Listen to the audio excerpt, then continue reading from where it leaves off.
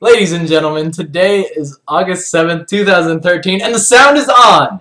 And I am Kienan Lafferty, and this is the KNKL Show 92 Continued, where we learn to be better artists. Today we are going to be talking about believability in characters. I'm going to go ahead and just refresh that mic, because sometimes when I yell, it breaks it, and then I sound like an alien talking in some foreign tongue. But yes, today we're talking about believability in characters, and I'm going to be passing down to you the tricks that help me to paint people and the things that I like to pay attention to when I'm painting sexy ladies and just people in general. And yeah, just the little things that I've noticed over the years. I don't consider myself a master. In fact, I'm still studying what goes into making a person look believable. But I figured the things that I've learned so far, I want to talk about today. So this is a continuation of yesterday's episode. So if you're watching on YouTube, make sure to check out episode 92, the one right before this, so you can see how we got to this point. Alright, so what we're going to start off by doing is we're just going to go ahead and continue the time lapse from where we were yesterday, and I'll just talk you through the changes that I'm doing. Alrighty, so now all the messages are coming in from the chat. I hate it when I did such a good intro earlier and then I freaking didn't. I muted myself. So terrible. So one of the first things that I do here is I always like to take a break, right? When I'm painting people's faces, it's really easy to kind of get distracted, and it's really easy to, you know, you look at a picture in general, right? They talk about how fresh eyes, you know, you want to have fresh eyes, and people that are looking at the picture for the first time will see mistakes that you will not have necessarily seen. So a good thing to do when you're painting people is to always flip the canvas as one thing, right? But then also take a break. Take a break, look at it a couple hours later, look at it the next day, and oftentimes you'll notice there's like little things that you needed to fix. And one of the biggest things that I noticed from the beginning was actually her eyes. Her eyes were a little ski-wampus, so I had to like move them back down and make sure they were on the same plane. And I'll show you guys how to measure that and make sure that your eyes are on the same plane and that one isn't kind of like here and then one's like up here, especially when you're painting face in perspective like this. So the next thing that I did is, you saw me, I expanded her cranium. I gave her some knowledge, right, because her head was looking a little flat. And yeah, again, it's a mistake that I noticed when I came back to it. I was like, that head looks a little flat. It looks a little Neanderthalish. And here I am just adding in some detail on the body, and I'll show you guys. Here, let me go back to this because you got to see how it started. So you can see right there how it started. Let's see if I can catch it again. Come on, zoom out. There we go. So you can see how it started was actually just a bunch of broad strokes. Almost looks like she's got like freckles or dirt on her or something like that. You know, but yeah, I go in and I start smoothing things out very quickly. And one thing that I do is I actually just smooth in. It's almost like I push the shadows further into the arm, and then I leave that main color like a tiny sliver going down the center of it. And this creates the appearance of a shiny texture, right? It creates shininess. And it's always nice to make your ladies look shiny. I don't know if that's just an anime thing that I like to do or whatever, but it just creates a nice beauty to the skin. It makes it look lustrous. And I'll show you guys a little bit how I go about doing that. I'll explain it in detail, along with shading the boobies, because I think that's a very important thing to do.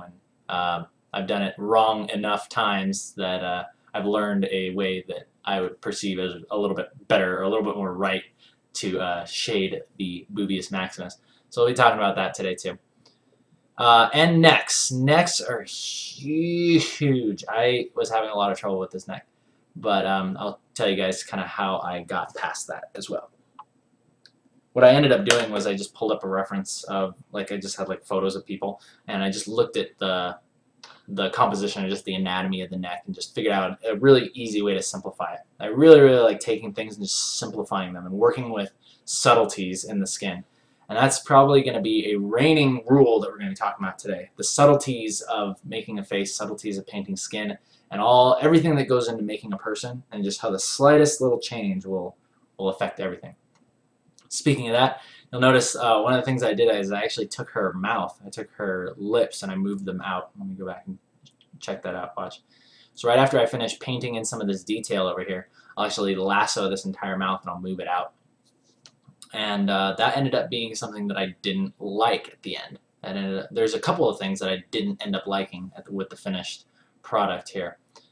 And yeah, at least I think I went back far enough to... Maybe I didn't go back far enough. Okay, there we go. Right there. See, so I just barely moved the lips out. And that actually made a huge difference that I actually didn't end up liking. So, yeah. That, and also the eyes. I outlined the iris of the eye a little bit too much. And this is something that, I don't know, like, this is something that I kind of want to talk about, because this is one of those tricks that I kind of notice with myself. Like, to make a person look more believable to me, it almost seems like when you do that thing where you highlight the iris and you make it like really bright, if they wouldn't naturally have bright blue eyes or whatever, like if it's like hazel and you make it almost like it's glowing, it looks kind of weird. It looks like they're possessed, and it kind of takes them further away from that realm of believability. So what I ended up doing back here, after we got to this point, I took the picture back into Photoshop and I started making some changes. One of which, like I said, I moved the lips back. I moved the lips back to their original position. Two, I made some changes to the shadows. I added some more blues and stuff into the hair, so that way the reds, like it was all very, very like reddish. And you can see how it was before. See how it's just like tons of red. And what I did here is I kind of put some more like dark, I mean, technically adding blue, but her hair's not blue, you know what I mean? Just like neutralizing the reds and the shadows. And it adds a little bit more of a contrast, right, with your tones. And it looks very nice. That way the skin still retains its beautiful redness, reddish glow, and it doesn't look like she's glowing from the inside. Or it was taken with like some weird filter. So that was done. I moved the lips back to where they were. I changed, if you'll notice, right here on her eye, this actually changed just a tad bit too. This is something, again, that I'm constantly studying and just trying to make sure that I always get that little pocket, like where the eye meets the nose. That's a really, really important part to get right. And there's all kinds of different ways to do it, or different styles, but I've noticed that it's really easy to kind of think about it as, I don't know, it's almost like a couple different layers, and I think we'll go into that as well, something that will help you guys remember how to paint the different planes and the layers that's happening in there. And let me just make sure I got that written down. The planes of the eye. And what else did I do? I think that's about it. Did I do anything? Change anything with the suit? No. I added a little bit of reflected light on the shoulder there. See how it's on this side? It's just that little bit of rim light kind of on the edge. It helps it to round it all the way around. And with that, guys, let's go ahead and jump into this. And I'm going to teach you guys a little bit about some of the tricks that go into this. So the first thing I know you're dying to know is how I actually shade girls' chests, because this is something that I have studied for much time, right? How to capture the subtlety of the chest, right? So let's go ahead and jump into that. So, and it's actually very, very simple. And I'll talk to you guys about a common mistake, or just a mistake that I always used to make. And this is going to be really, really funny, because I'm basically just going to paint right over this. Okay, so let's talk about like one of the first bad things that I used to do when I was first doing this. The first thing that I would do is, okay, so let's say I was sketching this out, right? I would basically like vacuum seal whatever the girl is wearing, like, to her chest, right? So you get something like this, right? It's like, it's really bad. It feels bad, like, painting it like this. But it's like vacuum sealed in on the boobs, and it just looks really, really dumb, and, you know, it just doesn't make sense, right? So the first thing that you want to do is don't do this. Don't do that. I should have been painting on an OP layer. Let's create an OP layer. Instead, what you want to do is realize that the fabric lays over top, right? So it creates almost like, let's see, let me draw a nice diagram over here for you. Okay, so you got this, you got boob 1 and boob 2, right? And then imagine it as if it was like a geometric plane, right? The shirt is going to lay right across it like that, right? It's not going to dip in, you know what I mean? It's not going to like follow that perfectly. It's very, very important that you do that because it just, again, it's really, again, I guess if it's your style, you can do the vacuum sealed thing, but I personally don't like to do it. Instead, what I like to do is for that little hint of sexiness, I like to show just the little thing right there, just the little edge of the boob. And I'll show you how it's very, very easy to do that. So basically when I started this, look, it's literally this easy, right? Say you just had constant, like all skin here, right? Just all skin. The easiest way to do this, right, is to pay attention to, okay, well when things are turning away from me, there's shadow on them, right? So I could easily just take a shadow brush like this, and all I do is I think about, okay, where's the edge of that the chest gonna be, right? Or the edge of the boob. It's right there, right? And it's like boom, there you go. Just like that, and then you kind of just smooth it, blend it a little bit, right? Blend it right up into this area. And then another thing that's really important to understand is that there's a muscle, right? There's a muscle underneath that. Just like, you know, guys, you have a pec, right? Girls have pecs too, but they're underneath. So you got to remember that there's also this little plane kind of dipping in over here as well. And that's basically what you're seeing there. This middle line is basically where the one pec meets the other and kind of bounces up. And that looks really nice because you don't want to have like just like nothing there. It's going to look really weird if you don't paint anything. And notice how subtle I'm working on this, right? Notice just the subtleties that I use to paint this in. All right, very, very simple. Very, very, very simple. And that's basically it, right? So that gives you just both the boob and the pec underneath, and it looks really, really nice. So that's basically what I like to do. I actually did it a little bit differently here, you know, but basically the same thing. I actually like the way that I did this right here. That looks kind of nice. But regardless, let's continue. All right, so that takes care of that. That takes care of shading boobs. I put together a nice list here of all the things that people want me to talk about. All right, people are over here. I studied for many, many hours, in quotes. Yes, it's okay. I'm an artist, right? No, I'm not perverted. I'm an artist. I'm studying, okay? That's what I like to say. All right, let's move on to hair. A lot of people have been asking about hair and how to make like flowy hair, nice shiny hair. And this is a treatment that's very kind of stylized and comic booky, but in some ways it is believable, right? And basically all I'm doing here is I'm creating a flow. I'm trying to think of the best way to show this. The first thing that I like to think about when I'm illustrating hair is where the hairline is. So if you were to look underneath her head, right? If you were to look underneath what was happening here, the hairline is going to be right along there, right? So you want to make sure that you don't have like these bangs like going up past her hairline, because then it's going to look really weird. So I actually like the way that blue looks on top of that. It looks really cool. And by the way, this looks like somebody. Like as soon as I finished drawing this, I was like, this girl looks like somebody that I've seen before. And I thought it's like maybe it's like Tomb Raider, maybe it's like a younger Tomb Raider, or it's like Tomb Raider mixed with Ellie from Last of Us. I don't know what it is, but it looks very familiar to me. Anyway, going back to what we were talking about, a big thing that I like to do is think about flow, right? And one of the biggest things that you want to remember when you're creating hair is where is the crown? Where is the origination point of all this hair, right? Because it doesn't just pop out of wherever you want it to go, right? It has to originate from somewhere. So all of your lines should go back to the crown, right here, right? In fact, you can make it a little princess crown. Yeah, there you go. That's cute. The crown, remember where the crown is. And then everything will flow right out from there. And you'll notice it's all just kind of, I don't know, it's just kind of an artistic thing in itself. It's like an artistic expression in itself.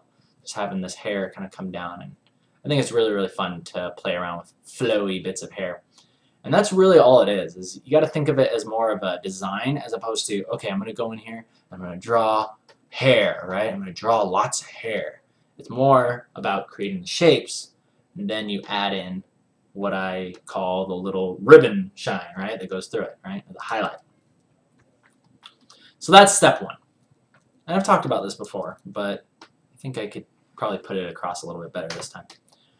So the second thing that happens, right, is let's just kind of like erase these shines, right? Because this is kind of what my hair looks like when I just have laid the color in, right? So you'll probably have something like this. Something that I really like to do is just kind of like think about the gradient that's going around it, and I don't know, it's kind of hard to explain this, but let me do the best that I can. So you've got your shapes, okay? You can see the shapes in there, right? Here and here and here and here, right? So that's step one. Step two is now you can start drawing the hair in. And drawing the hair in is actually very, very simple because you don't have to draw a ton of hair. All you have to do is draw the highlight. The highlight will tell you what type of surface it is. And the highlight can be done in many different kinds of ways. The biggest thing you want to think about is just the line that's going through it, right? You want to follow kind of sort of this halo that goes through it because that's the way the light lays across your hair. It doesn't light it like a sphere. You know when you do those exercises in art class where you draw the sphere and then the little cast shadow? It doesn't light it like that. The light lights hair much like a ribbon, so it has this halo that goes right through the hair. And it is very beautiful, yes. And then what I do is I start creating almost like these little flyaways that just come off of it, right? Just these little, I almost think about like pushing and pulling the shape out, or the colors in and out, right? Because you can pull the light out, and you can also take the shadow from outside of it and kind of pull it in. You can push it in like this. Like that. You see what I'm doing there? I'm kind of reinforcing and just kind of adding some noise and hair to that bunch there, right? And you can keep this highlight as simple as you want, really. Sometimes I find the simpler the better. Like you can see my original one, and it's pretty simple. It's pretty simple. And then you can go back in and like add like additional intensity to different parts, and you know, the thinner that you make it, the more glossy the hair is going to be. Like here, you'll notice it's a little bit more expanded, the gradient, so it might look a little bit more believable if you do it that way as opposed to this. Because this looks like it's very like greasy. It almost looks like it's wet. You know what I mean? So a good thing to do in this case would probably just grab this color and just kind of push the gradient out a little bit, and that should help with making the hair look a little bit more believable, shiny, but not glossy or greasy. Something like that. Okie dokie, artichokes. So yeah, that's what I like to do there. Let's see, what's next? I'm so happy I made this nice little list here. Let's talk about level of detail. Because as you can see here, I've created a character that I really like. I really like just the face and the character and the expression, the little Mona Lisa smile going on there, the little bit, the teeth coming through, right? I like stuff like that. I love subtleties. But what's very interesting is that I prefer to take things to a level of detail almost to the point where they're believable, right? But they don't have to necessarily be photorealistic. And this might just be a stylistic thing or whatever. Like I personally, like I love the challenge of taking things and being like, okay, let's make this, let's make this metallic armor, this metallic sword look like it's real, right? Let's make it look like it's actually there, like it could be there, like this was a photo, like a photograph of this character. And I do enjoy doing that. But another part of me says that, you know what? I believe that there's a certain part of art, and this is probably just the ADD part of me, because I'm constantly getting new ideas and be like, I'll get halfway through one picture and I'll be like, oh, this totally inspires me to go do this thing, and I don't want to go do that. But I personally feel that the level of detail that's needed for a piece of art is really just enough to get not only get the point across, but just enough to the point where you're happy with it. You know what I mean? And you want to be careful with this too, because there's kind of two sides to this coin, right? This is a double-edged sword, because you could say you're comfortable with it, but that's just because you're not comfortable with pushing it further. You know what I mean? But and that might be the case for me. Maybe it's like, oh, I like it just the way it is, and I don't want it to change. But that's what multiple layers are for, because you can go back and just continue to do stuff. But I personally just like doing just the amount of work that takes it to this point, right? That takes it to the point where it's believable and it gets the point across, and then nothing more.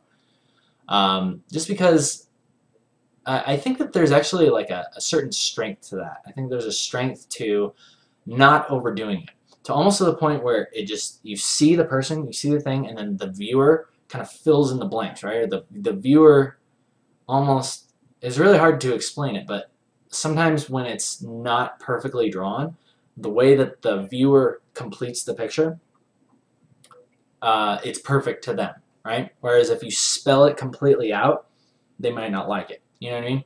Or yeah, that's the best way I can put it. This is a very interesting concept that I'm still kind of working around and trying to figure out what it's all about. But I think that there is a certain strength and a sort of less is more attitude, right? A sort of simplistic attitude towards painting people. So that covers that. Let's move on to the eyes. This is a big one. This is a big one here. And by the way,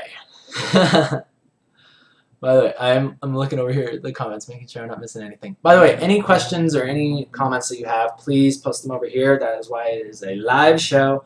I will answer them live for you, and we can continue on our merry way. All right, so let's talk about the eyes, people. Let's zoom in on these big, beautiful eyes.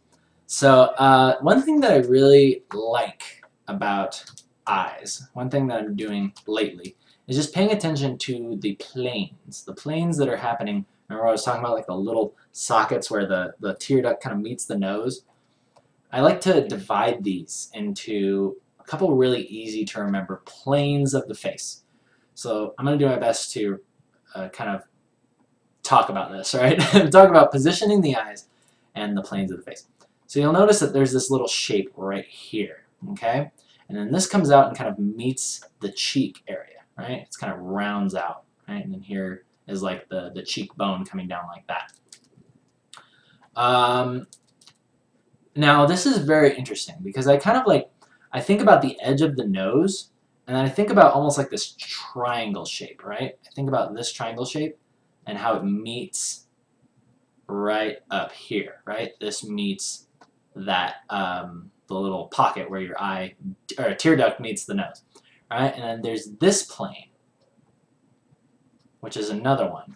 This is this plane, which is another one. This plane is coming out, right?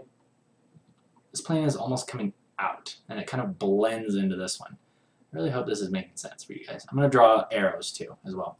This plane comes out and then goes up, right? This is the brow coming out and up, right? And then it kind of follows this thing, curls around the nose, like this, right? And then the eye comes down like this, right? The eyelid comes out and down like that.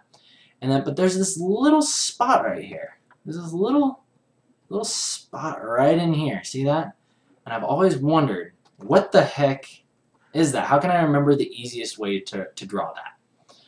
And the easiest way that I've found to remember how to draw this is just like this. Imagine that it's almost like a flat mask, right? Imagine she's wearing like a flat, like goggles or something, right?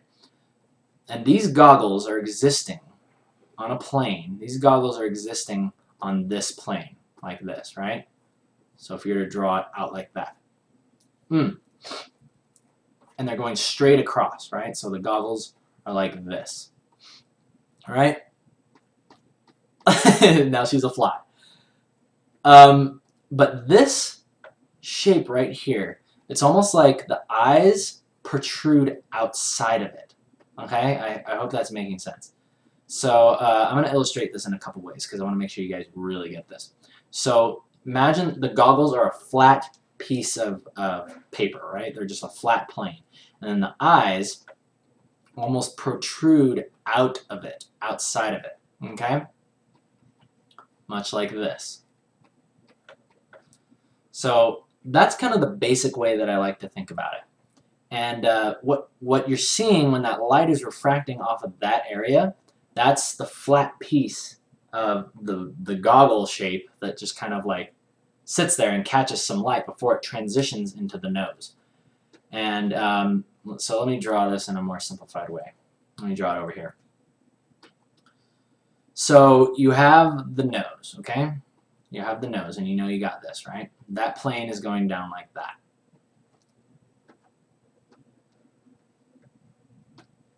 And then you have the goggle piece, which like fits. It fits right in there. You see that? Fits perfectly. It fits brilliantly. Like that, okay? And then this piece, it transitions from that to this, okay? This is very, very interesting to draw. This is very challenging to draw. Yeah, that's probably the best way that I could think of to explain it for right now. But that's just a really, really easy way for me to remember. Oh yeah, there's that little piece of skin that catches some light right in there, right? And just in that transition point, right? Because basically, you think about it. Think about it this way. This is the best way that's really like just blown my mind and really just kind of made me get it lately. Is that every part of the face that's showing this color, right? This bright highlight, is an area, you know, if you're lighting it like this, it's the area that's facing straight on towards you. You know what I mean? Like it's not curving, it's basically straight on towards you. Any area that has this bright color, like, well, not here because that's reflected light, right? But you notice that, right? All of these areas are facing towards you. They're coming right at you. They are like as if a piece of paper was flat looking straight at you. It's not turned, it's right at you. So basically speaking, between this little curve that's happening, that's why you see that little bit of light, because of the curve that's happening as the eyelid is meeting the nose and going out. There's a little piece in there that catches the light. So I hope that made sense because that was a little bit long-winded. But it's tough to explain it, right? The best thing for you to do, again, is to just study photos, study real people, look at the little, excuse me, talk to them and be like, excuse me, can I study that little pocket between your nose and your tear duct? And make sure you say it like that because that's very attractive. Can I study that, can I study your eye pocket, please? Alrighty then, so next we're moving on to lips. Lips! Now, one thing that I did before, one thing that I was talking about that I did before and that I ended up changing later was I ended up changing the lips. I ended up moving them out. And this is basically what I want to talk about with the subtleties of lips. Or subtleties is just positioning of anything, right? Really, really cool experiment for you to do is to simply have your painting on one layer, much like this. And then what you do is you lasso. This is really easy to do on a human face because it seems like you can just move stuff around wherever you want. But just go ahead and select, say, the lips. Then you hit Control-J, and that'll duplicate it up. And now you have the lips on its own layer, right? But what's interesting is you can just hit your arrow keys and watch how the character changes as you move different parts of the body around, different parts of the face and the body around. Look, you can have her mouth up here, and you know it changes the character. You can have her mouth down here. Again, it changes the character. You can have her lips out here. And it looks like she's doing like some puckery duck face, which is what I was talking about yesterday. Somebody said they had a problem where they draw people and they look like they're always having that puckery face. Again, it all has to do with the relation of the nose to the mouth. Right? So make sure that the lips are nice and behind the nose. Otherwise they're going to look like they're puckering. So that's a fun thing to do. I really like doing stuff like that. And I do actually do that quite a bit. Like when I was moving the eyes around, I was doing that. Another thing to do is let's play around with the nose. Let's see what happens when we move the nose around. So you can move the nose up a little bit. Again, look at that. Interesting, isn't it? Move the nose down. We're like giving her plastic surgery. The nose down also makes it very interesting. And this was something that I used to do a lot. I used to make the noses way too long, and it just ended up looking kind of weird. And the faces were very, very flat, so they looked like tiki faces. But yes, a good in-between thing. Good in-between is good for us. Oh, another thing that always gets me is the positioning of the eyes and making sure they're on the same plane, right? Because if you look back, let's go back to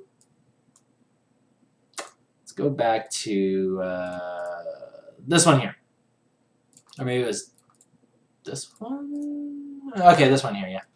Okay, So the reason why I don't like this, and this is a common mistake that I make, is the eyes are actually not on the same plane. And the way that you can test this is, especially when you're at this angle, the curve of this eye is actually the edge of the eye, right, at this angle. So if you were to draw like a skeleton or like a X-ray vision type thing going through here, you know, so there's one eye, and then our perspective is going this way. The other eye should be existing along the same plane, right? So the other eye should technically be down here. You see what I'm doing there? I'm drawing these eyes through here. And again, part of the reason might be because the perspective is a little off. Actually, it looks like the perspective in this one of the face was going a little bit more this way. So I'll be a little bit more lenient on myself. But even then, it's still just a bit too high. It's a bit too high and too off to the side. So a good thing to do is to kind of make these little diagrams that kind of cut through the face and kind of give you an X-ray vision of what's going on, because the eyes, when they're like this, obviously should line up for the most part. Everybody's face isn't exactly symmetrical, but you know what I'm saying. So the curve, right? The curve that's happening right in here, that curve should be lined up with this curve. Basically, that's what I'm saying.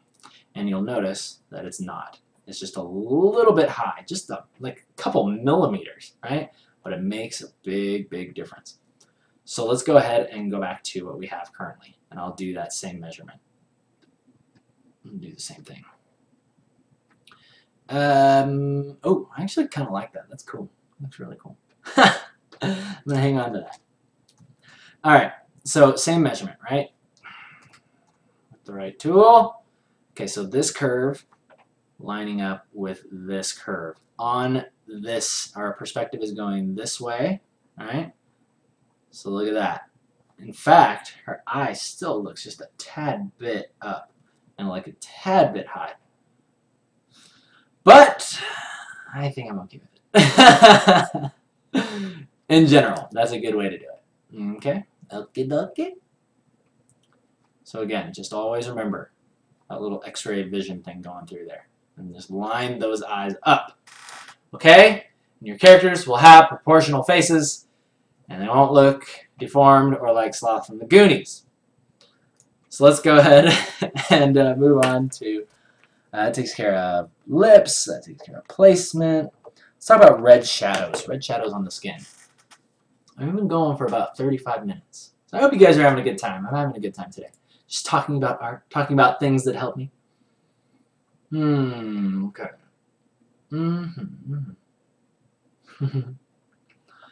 Alrighty. People are talking about good figure drawing books. A constant one that I hear about is Figure Drawing for All It's Worth. I forget who makes that one, but just Google it. Google Figure Drawing for All It's Worth, and you will be astounded. Alright, so we're going to red shadows on the skin. Alright guys, so this is imperative. If you get nothing else from this lesson, please listen up on this, because this is very, very important. And that is red shadows on the skin. Okay? So, you're painting this sexy lady, okay, right? You're gonna be like, I really want to shade her skin. So, this is the color of her skin right here. So we're going to shade it, and we're just going to go down like that, right? And let's just go ahead and start. Let's go ahead and start shading. Yeah. Oh, what the heck is that? Oh, it looks so ugly. Don't do that, okay? Don't do that.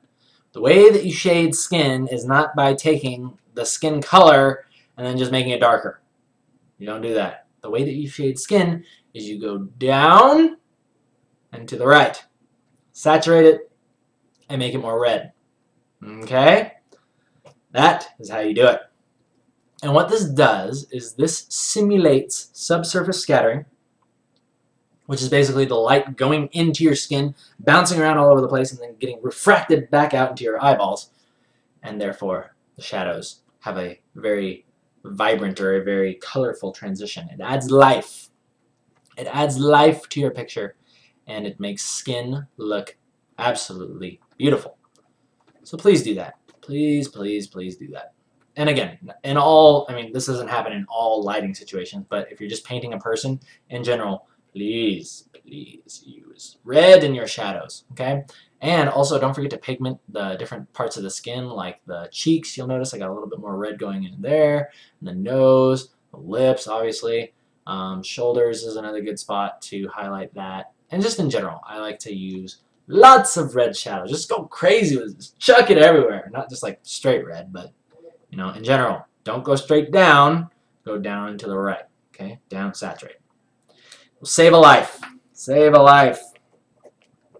All right, guys. Last thing we're going to talk about, if there are no more questions, please. Any questions, please file them in right now, or forever hold your peace. We're going to be talking about the neck. So the neck. The best way that I have found to draw the neck is almost to think about it as two different shapes. Okay, I'll draw once again a lovely diagram over here. Two different shapes, okay, because you have the character's head here, right? You have your character's head, and the neck would normally come down like that, right? We're like, hey, that's cool. But what about all these little subtleties? What about, how do I shade this thing? How do I know that little shadow goes there and that reflected light is coming from the other side? And the way that I've found is the easiest way to remember this is to think about like this little collar that goes around, right? Imagine they're wearing like some collar thingy around their neck. And then this shape right here, I'm going to go ahead and make it red so it sticks out.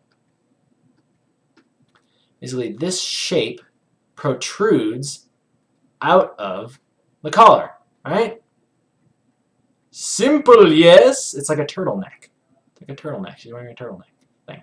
I don't know. Like a turtleneck within a turtleneck. But that connects to the chin, and goes up, and then you got the nose, like that.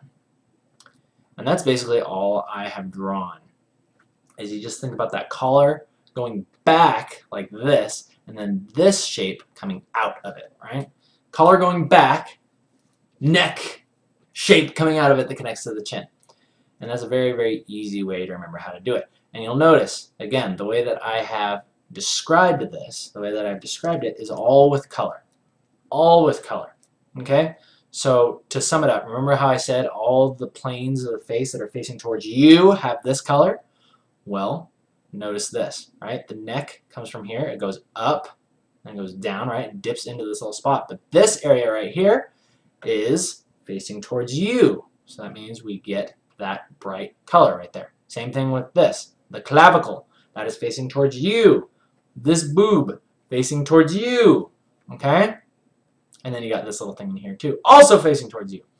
So this is a really, really easy way for me to remember just how to shade stuff, right? It's super easy. And this is what I was talking about earlier, how once you get to this point where you realize that, oh hey, all I have to do is just think about it as it's sculpting with color. Because everything that's facing towards me will be this color, and then as it turns away from me, it starts to gain shadow, right? So it's like facing towards me here, and as it goes back, you notice, like with the nose, it gains shadow. And if it's facing really far away from me, it's really dark, like that, right? Same thing over here. It's facing really far away from me. Same thing here. And where else? Over here, right? So that's kind of what I was talking about yesterday when I say, when I'm drawing people, when I'm sketching and painting people, oftentimes it gets to a point where I start feeling like I'm sculpting because I realize that different colors represent the turning of the form. And this is when you start almost painting in 3D. And it's a really, really cool and exciting feeling because it just, I don't know, it's just, there's something that's like super free about it, something that's super awesome about it.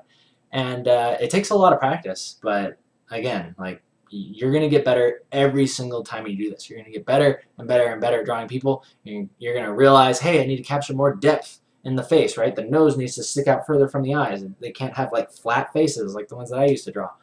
And all these things you're going to pick up along your way. But I hope that these tips and just these tricks that I've kind of passed on to you, the things that work well for me, will help you out for the moment. and help you along your journey. And before we finish, I'm going to go ahead and pull up some epic outro music. Epic outro music. And let's ask or answer some questions. All right. There we go. Outro music is cued.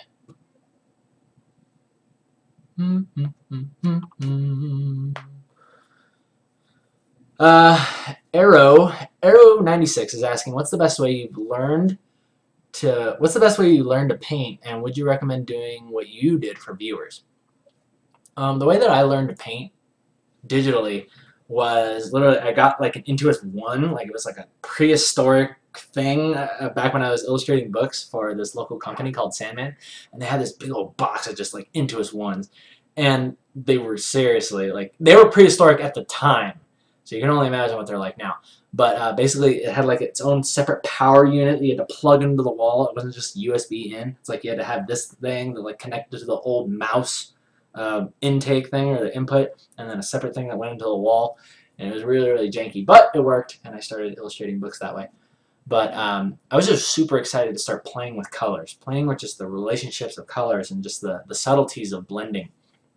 And yeah, just by doing that over the years, I studied other people, I looked at other people and what they did. I didn't obsess over it, though. I always talk about, like, look at other people, look at what they do, but don't obsess over it. Don't constantly compare yourself to other people, because oftentimes I think that if people just do what they want, people just make art the way that they want it to be, right? They're just naturally going to develop their own style, and they're going to bring something unique to the world.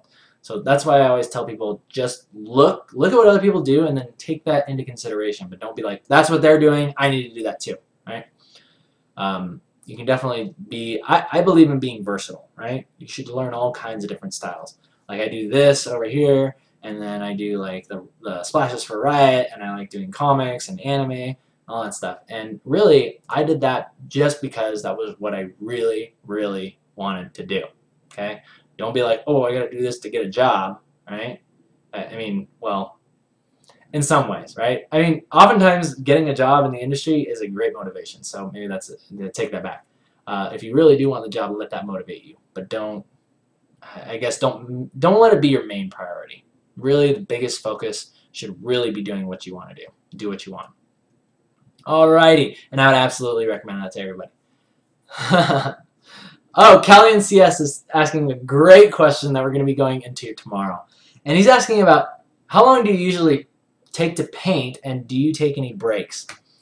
Oh, yes, do I take breaks. I take breaks all the time. In fact, a typical work day for me, I am on break more than I'm actually painting.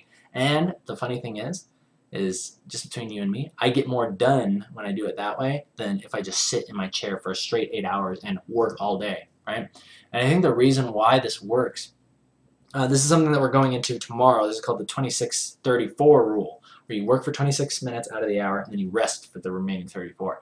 And this is a very, very interesting thing that I've been doing over the past couple of weeks, and literally my life has been transformed by it, and I need to talk to you guys about it. And that is tomorrow. But in short, yes, I do take breaks. I break at least, I work for 26 minutes and then I break for at least, or max 34 minutes, right? You don't want to go over it, right? You want to make sure you stay on your schedule. But at least take like 10, 15 minutes of break for every half an hour you do. That's me. That's personally what I say. I think people should, I think artists don't rest enough. I don't think they take enough time just to sit back and look at what they're doing, reassess the situation, and then plan their next move. I don't think people do that enough. I think they're too stressed out. They feel like they're losing time if they're not moving, if they're not working. Some of the guys getting ahead of them.